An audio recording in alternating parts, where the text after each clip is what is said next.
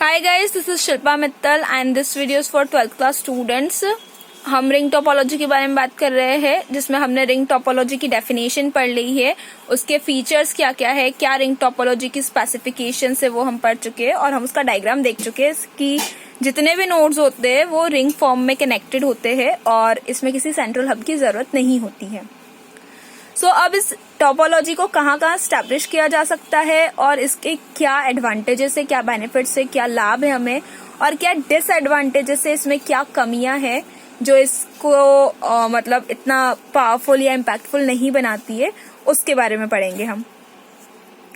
अगर हम इसके एडवांटेजेस देखें तो रिंग टोपोलॉजी का क्योंकि सेटअप पूरा रिंग फॉर्म में होता है, सारे नोड्स आपस में एक दूसरे से कनेक्टेड होते हैं, किसी सेंट्रल हब या सेंट्रल केबल की जरूरत नहीं पड़ती है। इसका जो इंस्टॉलेशन होता है, उसका जो रिकॉन्फ़िगरेशन होता है, बाई चांस अगर इसके कॉन्फ़िगरेशन में कोई प्रॉब्लम आ जाए तो उसे रिकॉन्फ़िगर करना और उसको इंस्टॉल करना, कनेक्शन करना आसान होता है। दूसरी चीज, जैसा कि हमने बस टोपोलॉजी में पढ़ा था कि एक मेन केबल होती है जिसे हम बैकबोन कहते हैं और उसके साथ दूसरे डिवाइसेस कनेक्टेड होते हैं केबल्स के थ्रू। तो इसमें उतनी केबलिंग की जरूरत नहीं होती है, एक सिंगल केबल सारे डिवाइसेस में कनेक्ट करके हम उन्हें आपस में कनेक्शन कर सकते हैं उसका। तो केबल्स की जरूरत हमें बस टोपोलॉजी के कंपैरिजन में कम पड़ती है रिंग टोपोलॉजी में।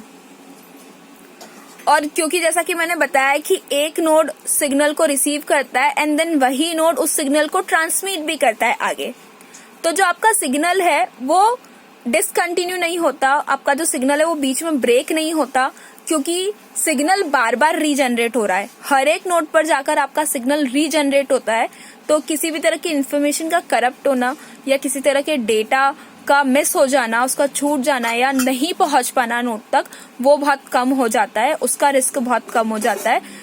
यूजर को पूरी इंफॉर्मेशन एग्जैक्टली मिल जाती है एज बिकॉज जो आपका सिग्नल है, डेटा सिग्नल है, वो बार बार रीजनरेट हो रहा है इस वजह से।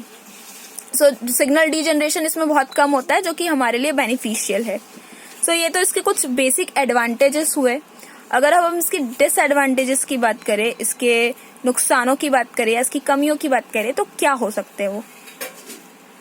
पहला तो ये क्योंकि पूरा का पूरा जो नेटवर्क होता है वो नोड्स पर डिपेंड कर रहा है, रिंग फॉर्म में होता है। तो अगर एक भी नेटवर्क ने काम करना बंद कर दिया, एक भी नोड में कुछ प्रॉब्लम आ गई, बाई चांस कंप्यूटर में कोई प्रॉब्लम आ गई या उसके कनेक्शन लूज हो गए या वो प्रॉपर वर्क नहीं कर रहा है, किसी भी तरह की प्रॉब्लम आ गई, तो आपका पूरा जो रिंग टोपोलॉजी का सिस्टम है, पूरा जो नेटवर्किंग है, वो वहीं खत्म हो जाएगा, स्टॉप हो जाएगा। आप अपनी उस टोपोलॉजी का यूज करके, अपनी उस नेटवर्किंग का यूज करके डेटा सिग्नल्स को आगे ट्रांसमिट नहीं कर सकते। इसका सबसे बड़ा डिसएडवांटेज यही है कि आपके जितने भी नोड्स होते हैं, अगर उनमें से किसी एक में भी खराबी आ गई तो आपका पूरा सिस्टम स्टॉप हो जाता है।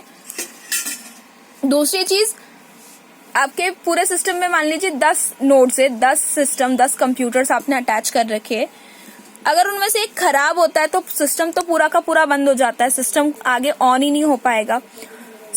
ये समझ पाना कि एक्चुअली फॉल्ट आया किस नोड में है, आया किस सिस्टम में है, वो समझ पाना मुश्किल होता है। फॉल्ट डायग्नोसिस करना या फॉल्ट को समझ पाना कि कौन से नोड में, कौन से सिस्टम में, कौन से हार्डवेयर में प्रॉब्लम आई है, वो फॉल्ट को समझ पाना और उसको सॉर्ट आउट कर पाना मुश्किल होता है, क्योंकि पूरा सिस्टम बंद हो जाता है तो ये समझ नहीं आता कि कौन सा सिस्टम चालू है, कौन सा सिस्टम बंद है। तीसरी चीज, जब इसको इम्प्लीमेंट करते हैं आप, जब इसे स्थापित करते हैं, इसको स्टैब्लिश करते हैं, तो उसमें जो हार्डवेयर चाहिए वो हमें थोड़े कॉम्प्लेक्स, थोड़े जटिल हार्डवेयर की जरूरत पड़ती है, वो उतने इजी नहीं होते इम्प्लीमेंट करना उसे। तो उसका जो स्टैब्लिशमेंट होता है रिंग टोपोलॉजी का, वो थोड़ा सा डिफिकल्ट होता है। Maybe you need a expert to implement whole the networking. इसके लिए आपको किसी एक्सपर्ट की जरूरत पड़ती है कि आप पूरी नेटवर्किंग को हार्डवेयर के थ्रू इम्प्लीमेंट करवा सको। और इसका जो मेंटेनेंस होता है, इसका मेंटेनेंस बस टोपोलॉजी के कंपैरिजन में थोड़ा सा कॉस्टली होता है, थोड़ा सा महंगा होता है। बस टोपोलॉजी का मेंटेनेंस कॉस्ट वाइज देखा जाए तो थोड़ा सा रिजनेबल प्राइस का होता है और रिंग टोपोलॉजी का मेंटेनेंस थोड़ा सा कॉस्टली होता है बस टोपोलॉजी के कंपैरिजन में। यहाँ पर हमने रिंग टोपोलॉजी के टॉपिक को फिनिश कर दिया है। हमने इसकी डेफिनेशन, डायग्राम, फीचर्स, एडवांटेजेस और डिसएडवांटेजेस पढ़ लिए है। अगर आपको इसमें कोई भी प्रॉब्लम आती, कोई क्वेरी है, तो आप मुझसे कमेंट सेक्शन में कमेंट करके पूछ सकते हैं। Thank you.